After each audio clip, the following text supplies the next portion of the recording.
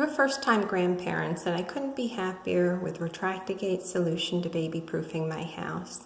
This top of the stairway, freestanding railing, wall-mounted banister, and wide molding was a challenge.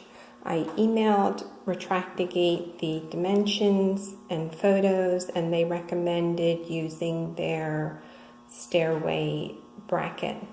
This bracket is so easy to install. You simply take the attached hooks, mount the screws and washers, slide them down the grooves in the top to the correct position, and tighten them.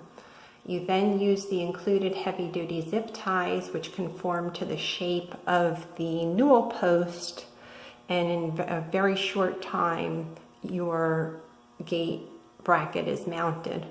The gate itself then pops into the hooks at the top and the bottom, and then the other two hooks are mounted into the wall with 4 screws.